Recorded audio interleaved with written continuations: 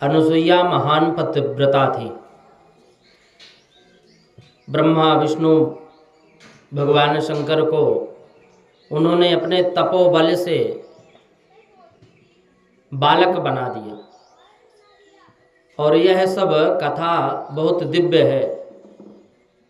एक समय देवर्षि श्री नारद कैलाश पर पधारे तो शिव जी उस समय समाधि में बैठे हुए थे। पार्वती जी ने नारद जी का सत्कार किया, उनका पूजन किया, और पूजन के पश्चात फिर प्रसाद लेकर आई, प्रसाद दी। तो नारद जी ने कहा कि आज आपके हाथ का प्रसाद मिला है, बहुत बढ़िया है, लेकिन वैसा लड्डू अभी तक नहीं मिला जैसे दूसरी जगह मैंने कभी देखा नहीं। लड्डू तो अनुसुईया के घर का श्रेष्ठ था, अच्छा लड्डू था, प्रसाद अच्छा था। तो पार्वती माता ने पूछा कि ये अनुसुईया कौन है। नारद जी ने कहा कि आप पतिव्रता हो, परंतु अनुसुईया महान पतिव्रता है। पार्वती जी के मन में ईर्षा उत्पन्न हुई, द्वेष उत्पन्न हुआ कि मुझसे अनुसुईया अधिक कैसे है। शिव जी समाधि में से जगे, पार्वती जी ने वंदन किया। घर का आदमी बहुत वंदन करे तो समझ लेना कि, और बहुत सेवा करे तो समझ लेना कि कुछ अंदर ही अंदर तैयारी चल रही। शिव जी ने पूछा, देवी क्या बात है।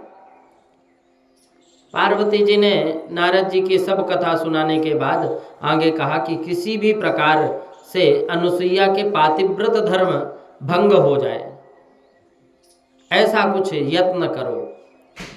तो शिव जी ने कहा कि इसमें कल्याण तो होने वाला नहीं है, परंतु पार्वती जी ने जब हठ पूर्वक किया तब शिव जी ने कहा कि यदि तुम्हारी बहुत ही इच्छा है तो मैं प्रयत्न करूंगा। इधर नारद जी कैलाश से निकलकर बैकुंठ में गए, वहां लक्ष्मी जी से मिले। लक्ष्मी जी ने पूछा कि आजकल क्या बात है जिससे इतने अधिक आनंद में रहते हो। तो नारद जी ने विनोद में बोले कि वैकुंठ की महिमा पहले तो थी, परंतु अब इस समय तो अनुसुईया के आश्रम को छोड़कर दूसरे स्थान पर कहीं जाने की इच्छा ही नहीं हो रही। वहीं से आया हूं और इसीलिए बहुत आनंद में हूं मैं। लक्ष्मी जी को आश्चर्य हुआ कि ये अनुसुईया कौन है। ऐसा पूछा कि अनुसुईया कौन है, तो नारद जी ने कहा कि अरे अनुसुईया को कौन नहीं पहचानता, वो तो महान पतिव्रता है, न भूतो न भविष्यति। लक्ष्मी जी ने विष्णु से कहा, विष्णु भगवान से, कि आप ऐसा कुछ कीजिए जिससे अनुसुईया के पातिव्रत धर्म भंग हो जाए। नारद जी वहां से सीधे ब्रह्माणी के पास गए।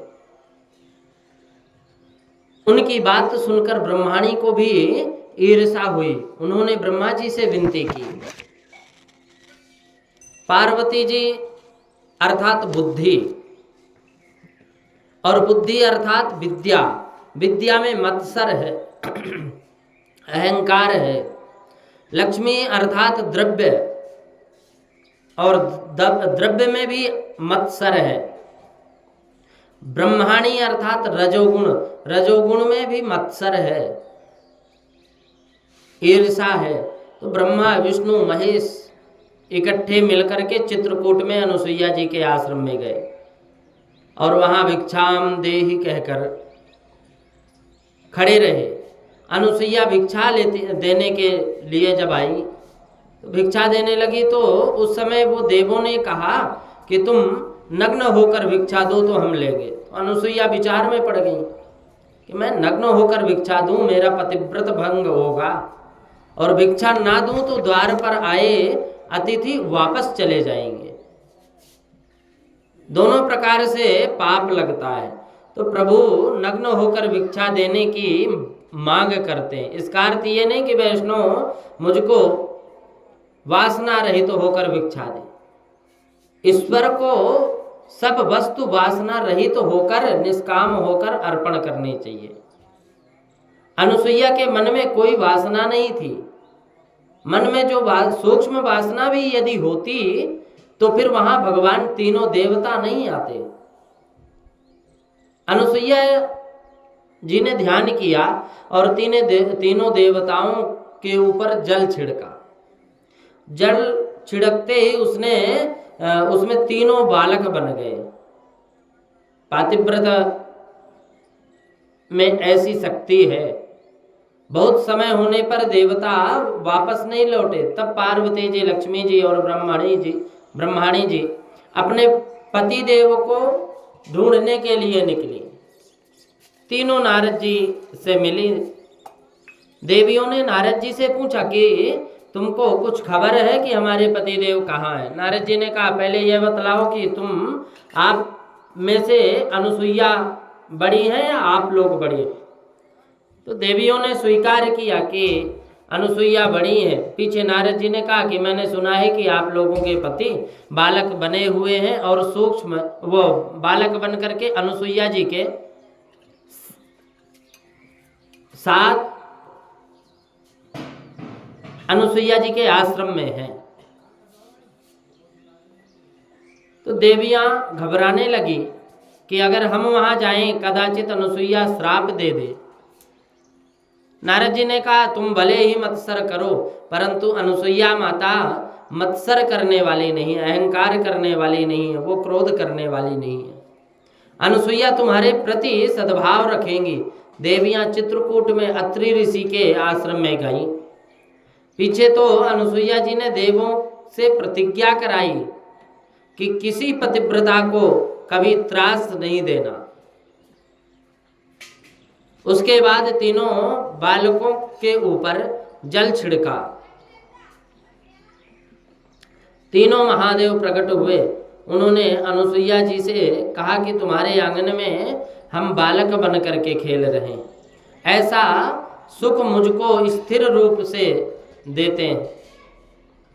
इन तीनों देवताओं का तेज एकत्रित हुआ और गुरु दत्तात्रेय अत्रि अनुसुईया के यहाँ पुत्र रूप में प्रकट हुए।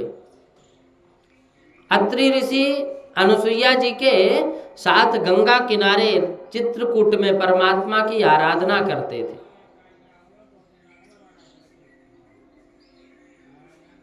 वही श्री सीताराम जी लक्ष्मण जी के साथ पधारे। परमानंद हुआ। अत्रि ऋषि उठकर खड़े हुए। उन्होंने श्री राम लक्ष्मण जानकी जी का स्वागत किया और वन्यैः फलैः कृतास्तिथ्यम्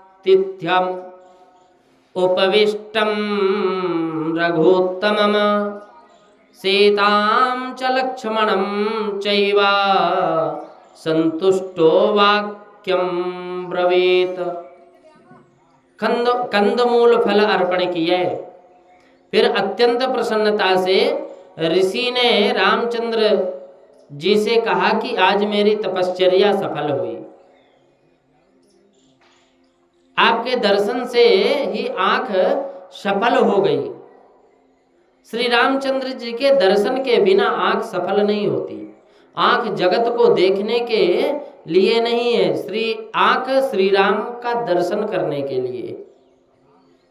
आपने मेरे ऊपर बहुत कृपा की। आज तक तो मैंने अंदर आपके दर्शन करता था, परंतु आज तो मैं प्रत्यक्ष आपका दर्शन कर रहा हूं। ज्ञान मार्ग में भगवान चर्म चक्षुओं से दिखते नहीं है। जो आंखों को देखने की शक्ति देते हैं ना, उनको आंख देख सकती है नहीं। और जो सबके दृष्टा हैं वे सब दृश्य बन सकते नहीं, कभी भी उनको कोई देख नहीं सकता।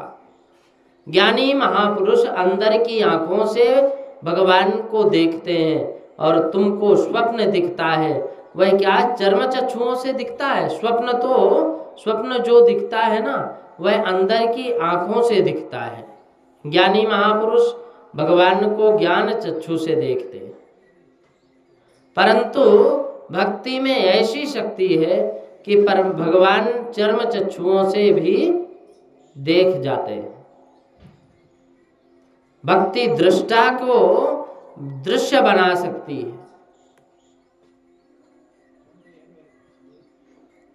प्रभु प्रेम की पराकाष्ठा पर पहुंची हुई गोपियां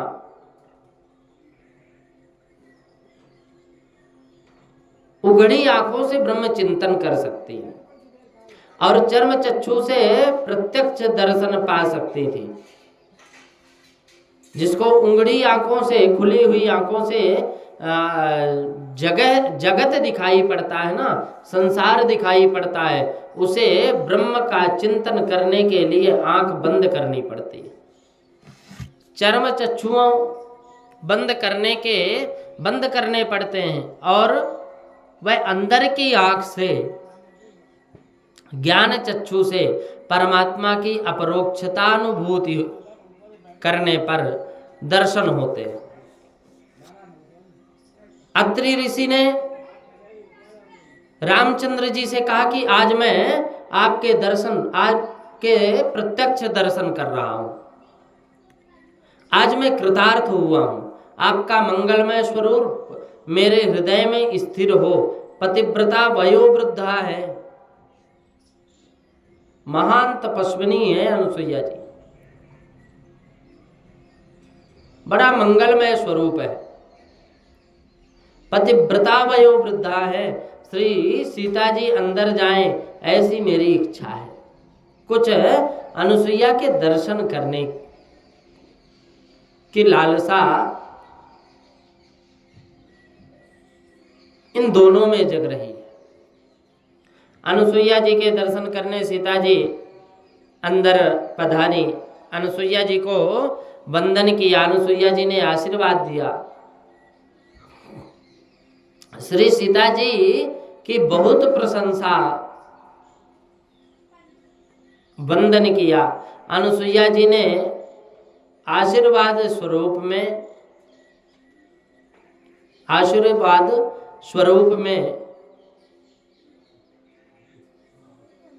बहुत कुछ दे दी। सीता जी की बहुत प्रशंसा करते हुए कहा कि राम जी के पीछे पीछे तुम वन में आई हो, यह बहुत अच्छी बात है।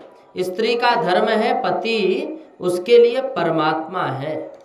जिस स्त्री को पति में परमात्मा दिखते नहीं, उसको किसी मंदिर में भी मूर्ति में भगवान के दर्शन नहीं होते। जो स्त्री पति की आज्ञा ना माने उसकी भक्ति व्यर्थ जाती है। पति को जिमाने के पहले जो जीमती है ना स्त्री, उनको बहुत पाप लगता। भोजन से पहले जो भोजन पा लेती, भोजन ना करे तो पतिव्रता स्त्री धर्म, पति भोजन ना करे तो पतिव्रता स्त्री का धर्म है कि भोजन नहीं करे। पति के घर में सुख संपत्ति हो और स्त्री पति के साथ प्रेम करे, इसमें कुछ आश्चर्य नहीं है। बड़ा परिवार है, धन संपदा से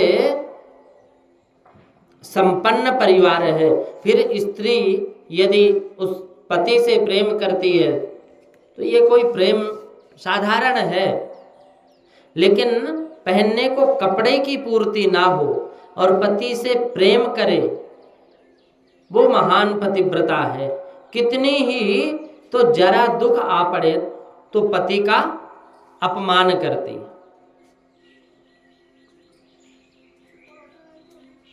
तुझ में सामर्थ्य नहीं थी तो फिर विवाह क्यों किया, ऐसा लोग कहना प्रारंभ कर देते। कई महिलाएं, कई स्त्रियां अपने पति को खूब खरी खोटी भी सुना देती, उल्टा सीधा सुना देती है।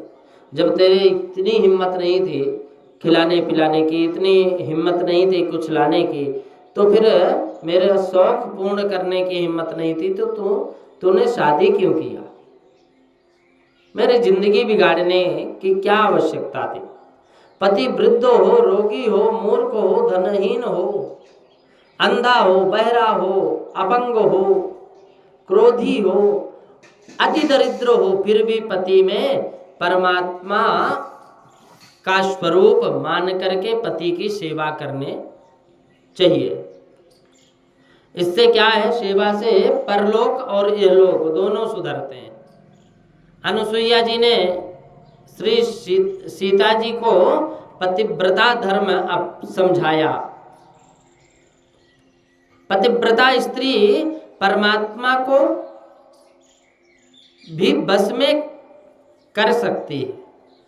पतिव्रता के 3 भेद बताए गए हैं।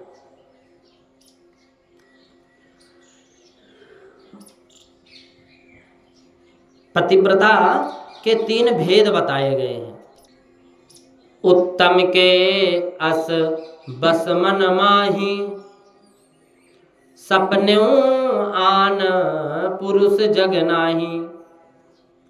मध्यम पर पति देखें कैसे, भ्राता पिता पुत्र निज जैसे। और धर्म विचारी समुझे कुल रही, सो निष्कृत्य त्रिय अस श्रुत कहीं। उत्तम पतिव्रता वह है जो स्वप्न में भी किसी पुरुष का विचार नहीं करते। मध्यम पतिव्रता स्त्री पर पुरुष को पिता, भाई, पुत्र अथवा मित्र के रूप में देखती है। तीसरे प्रकार की जो निकृष्ट पतिव्रता स्त्री है, वह स्वयं के धर्म का और कुल की मर्यादा को समझकर परिनिष्ठ रहती है। पीछे तो अनुसुईया ने श्री सीता जी को तो दिव्य कुंडल दिए और 2 दिव्य वस्त्र भी दिए। ये ऐसे वस्त्र थे कि जो किसी दिन कभी खराब नहीं होते थे, स्नान करने पर भी गीले नहीं होते थे। भविष्य के लिए ही यह तैयारी थी।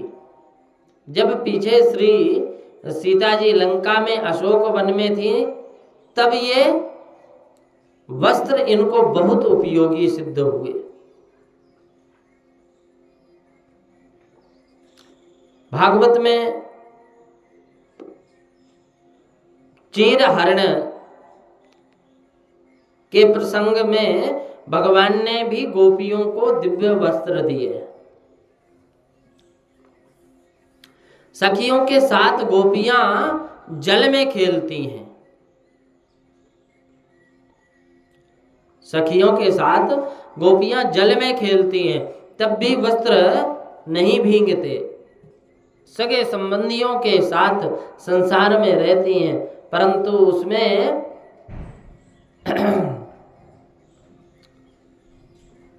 दिव्य वस्त्र के साथ रहती हैं। श्री सीता जी जब वनवास के समय लंका में थी ना, अशोक वन में भी थी, तब ये वस्त्र उनको बहुत उपयोगी थे। दिव्य वस्त्र और दिव्य अंगराज अनुसुईया ने श्रीमती सीता जी को अर्पण कर दी। दिव्य वस्त्र और दिव्य अंगराज, ये दोनों चीज अनुसुईया माता ने सीता माता को भेंट दी। भागवत जी में एक प्रसंग है कि चीर हरण में भगवान ने भी गोपियों को दिव्य वस्त्र दिए। सखियों के साथ गोपियां जल में खेलती हैं, तब भी वस्त्र नहीं भीगते। और सगे संबंधियों के साथ संसार में रहती हैं, संसार में लिप्त नहीं होती। लौकिक वासना रूपी वस्त्र का हरण करके परमात्मा के अलौकिक वासना को का दान किया है। प्रभु में पूर्ण आस्तिक है, अलौकिक वासना है, अलौकिक वासना। अनुसुईया ने श्री सीता जी को अनेक आशीर्वाद दिए, मन से अनेक आशीर्वाद दिए थे। पातिव्रत्यम पुरस्कृत्यम राम वन्वेहि जानकी कुशलम कुशली राघवो यातु।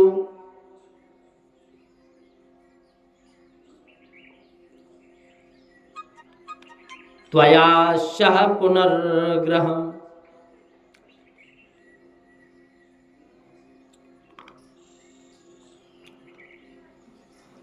कहते हैं कि माता अनुसुईया कहते हैं कि जानकी, तुम पतिव्रत धर्म का पालन करते हुए सदा राम जी की छाया बनकर रहना। रघुनाथ जी तुम्हारे साथ कुशल क्षेम से घर वापस पधारेंगे, ऐसा मेरा अंदर का आशीर्वाद कहता है। बताओ, मार्गदर्शन जो है ना, कहते हैं कि सर्वस्व मार्ग दृष्ट्वा त्वं तब को मार्गदर्शकः। श्री रामचंद्र जी ने अत्रि ऋषि से कहा कि महाराज हमको रास्ता बताओ, मार्गदर्शन बताओ। मार्गदर्शन देने वाले कोई ऋषि कुमार हमको साथ दो।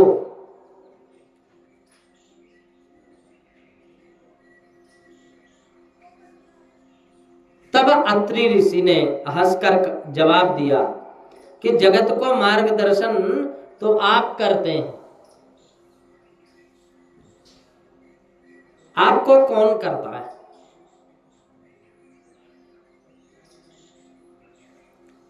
आपको कौन मार्गदर्शन करा रहा है?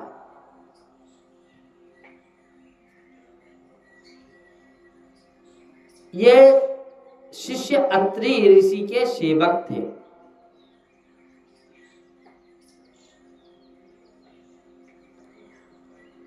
मार्गदर्शन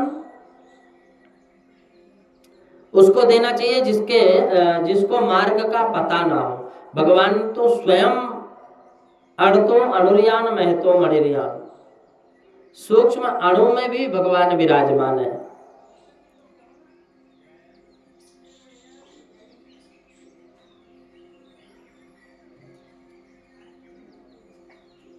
तुमको कौन सा मार्गदर्शन, तुम्हें कौन मार्गदर्शन करा सकता है? अत्रि ऋषि कहते हैं भगवान से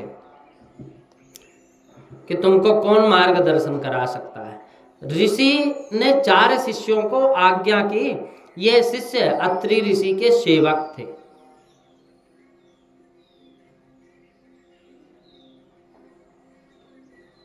सेवक थे। बड़ी सुंदर कथा है।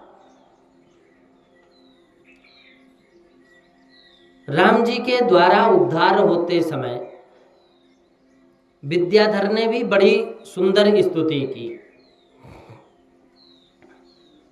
विद्याधर नाम का, विराध नाम का एक राक्षस रास्ते में आ गया। जब शिष्य के गुरु श्री अत्रि महाराज के आश्रम से वो जब आगे निकले 4 शिष्यों के साथ, तो रास्ते में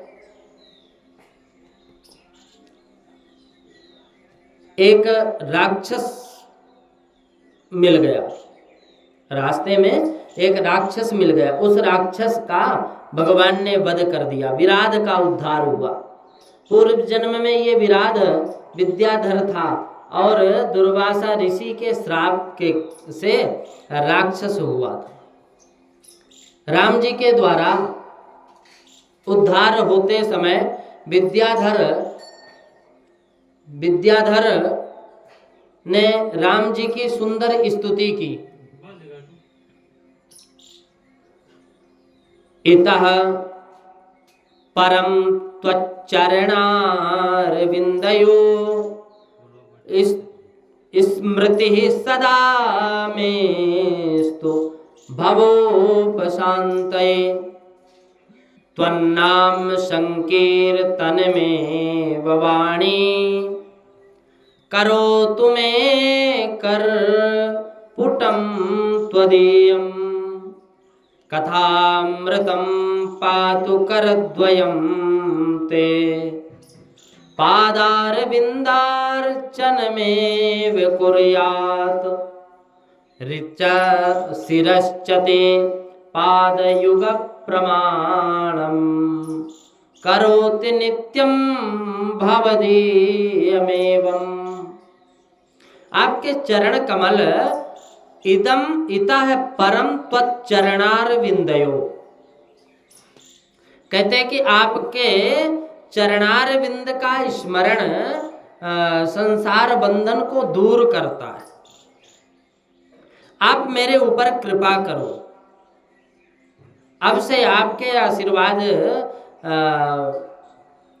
चरणारविंद का मुझको निरंतर स्मरण रहे।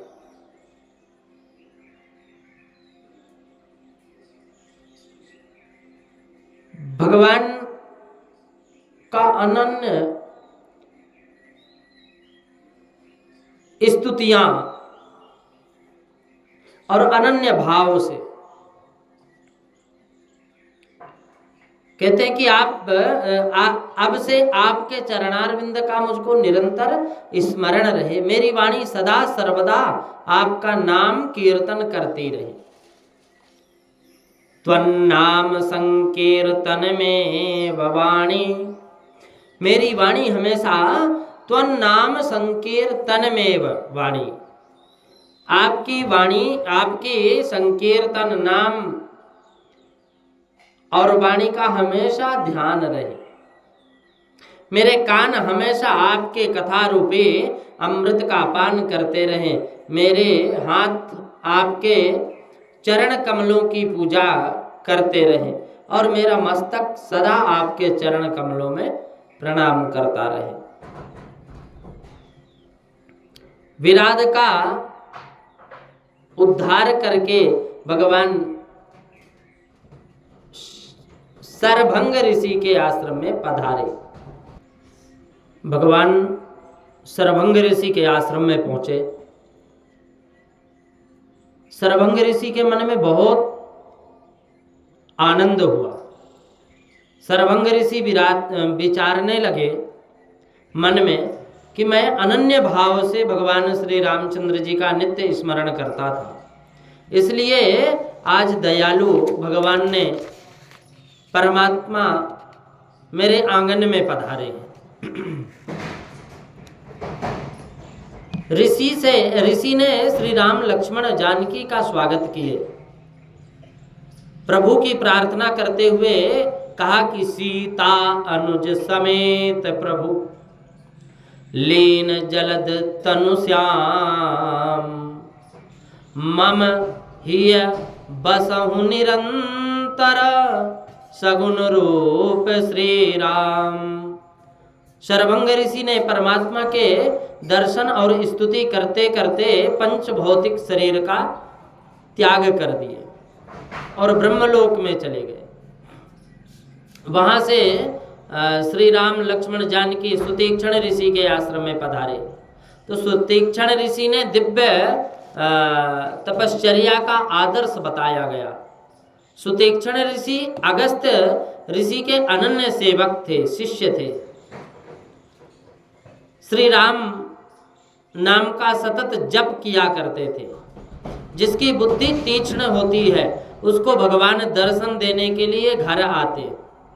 यह बुद्धि जब तक शरीर का चिंतन करती है, पर शरीर सुख का विचार करती है, तब तक वह स्थूल है। सूक्ष्म बुद्धि से ही परमात्मा का अनुभव होता है और सकाम बुद्धि से प्रभु का अनुभव नहीं होता। महापुरुष निष्काम बुद्धि से परमात्मा का साक्षात्कार करते हैं।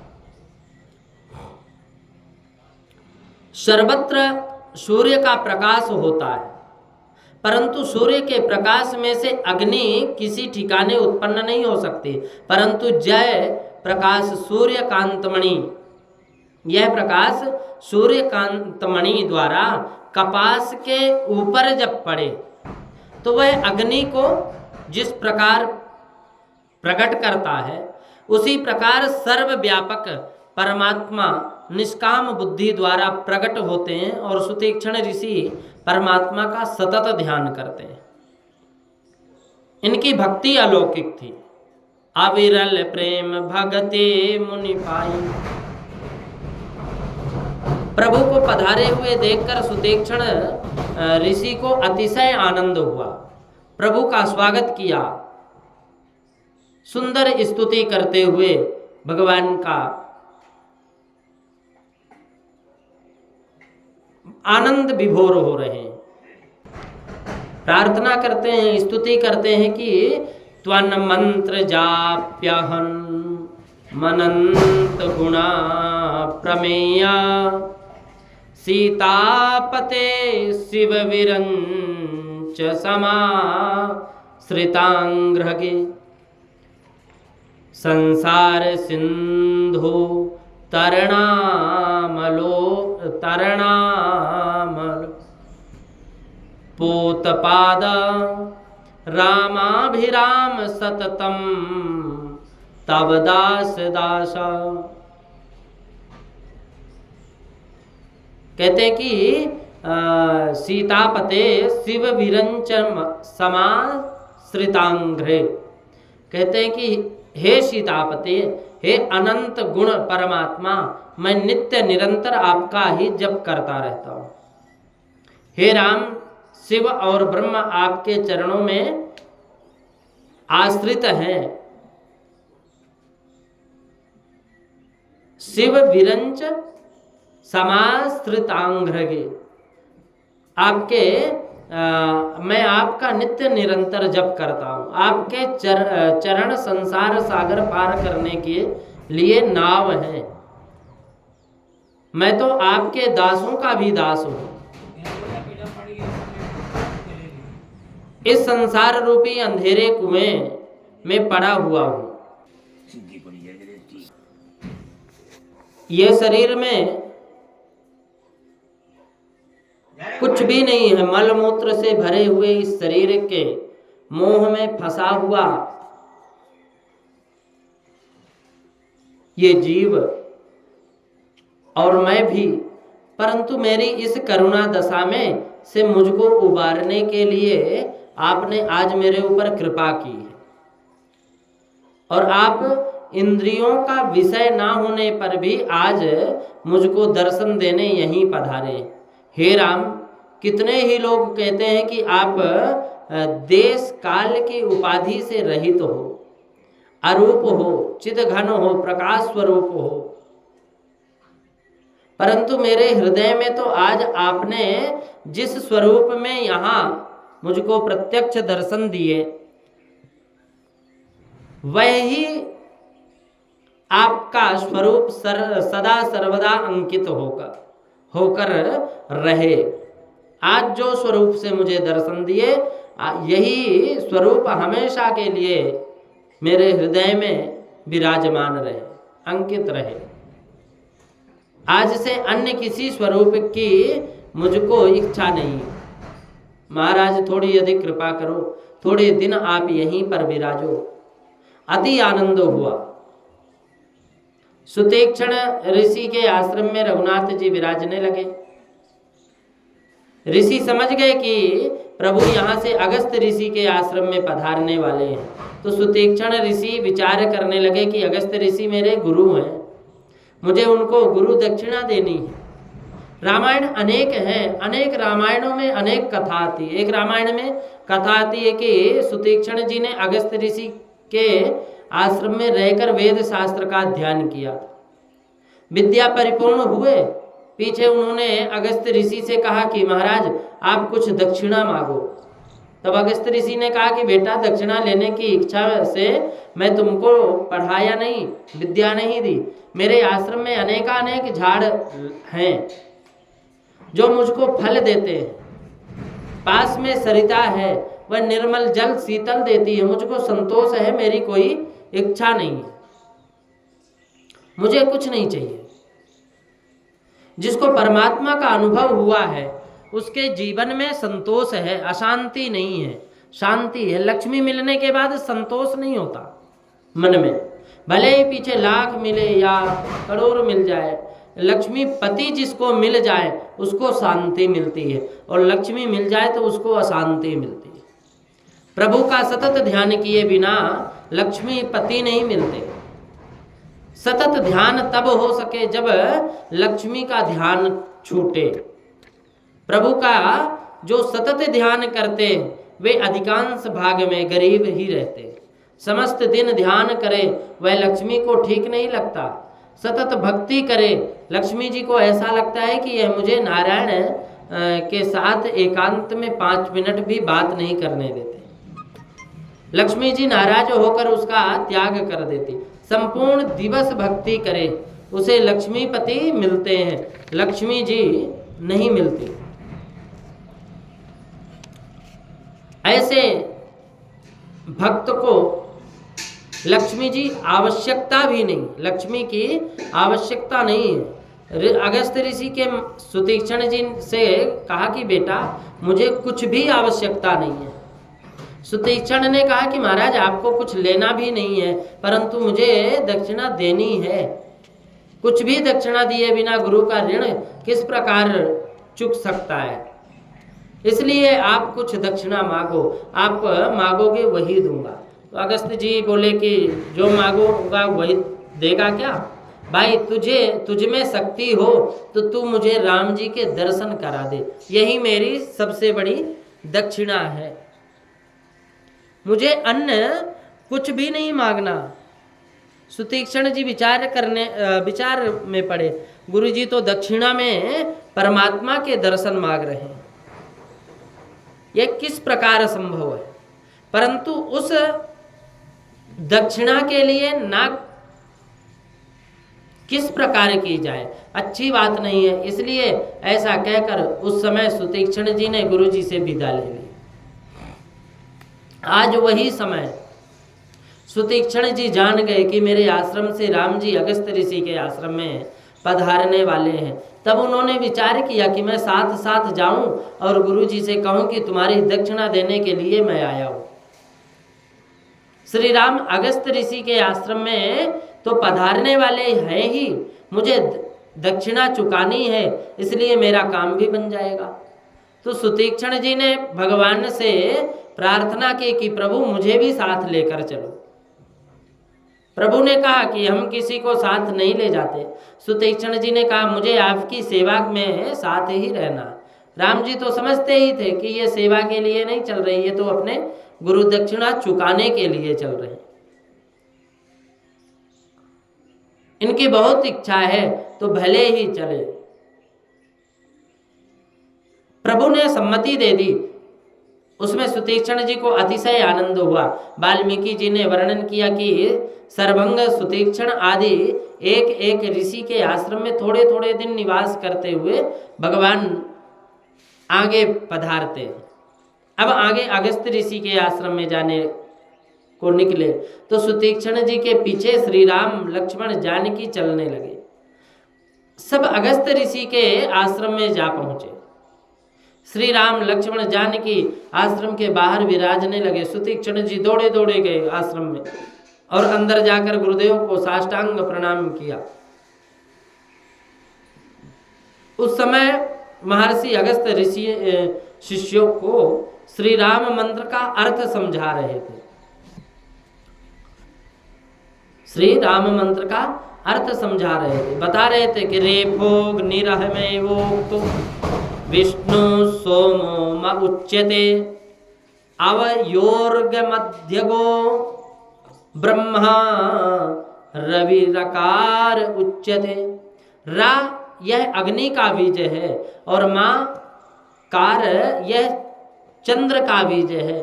अग्नि जलाने का काम करती है, इसलिए राम श्री राम नाम में रा का सतत अनुसंधान करने वाले रखने वाले के पाप भस्म हो जाते हैं। सूर्य नारायण अर्थात आकार बुद्धि को शुद्ध करते और चंद्र मकार शीतलता देते हैं, शांति देते हैं, आनंद देते हैं। ओंकार की जो महिमा है, ओंकार में जो दिव्य शक्ति है, वही महिमा वही दिव्य शक्ति राम नाम में है। तो साष्टांग प्रणाम करते हैं, दंडवत करते हैं। वंदन करके कहा सुतीक्षण जी ने कि गुरुजी, जिस दिन राम के मंत्र का अर्थ शिष्यों ने समझा रहे हो, जिस राम के मंत्र को आप समझा रहे हो ना, आपने जो गुरु दक्षिणा मांगी थी, उन श्री राम जी को प्रत्यक्ष यहीं लेकर आया हो। गुरुजी, आपने तो गुरु दक्षिणा में केवल राम जी के दर्शन कराने को कहा था, परंतु घने वर्ष हो गए, बहुत दिनों हो गए, मैं दक्षिणा चुका नहीं सका, उसका ब्याज भी बढ़ गया था। इसलिए अब आज मैं श्री सीता जी और लक्ष्मण जी को भी साथ लेकर के आया हूँ। आपने श्री सीता जी के दर्शनों की दक्षिणा तो मांगी ही नहीं थी, आपने तो श्री राम जी की ही मांग की थी। मैं आपको श्री सीताराम जी के दर्शन कराता हूँ, साथ में लक्ष्मण जी के भी दर्शन कराता हूँ। आज आपका ऋण ब्याज के साथ चुका दिया। अगस्त जी ने सुना कि राम लक्ष्मण जानकी आए हैं, पधारे हैं, तो उनको अतिशय आनंद हुआ। दौड़ते हुए बाहर आए रघुनाथ जी, लक्ष्मण जी और जानकी जी ने वंदन किया, ऋषि ने आशीर्वाद दिया, सबको आश्रम में लेकर रखे गए।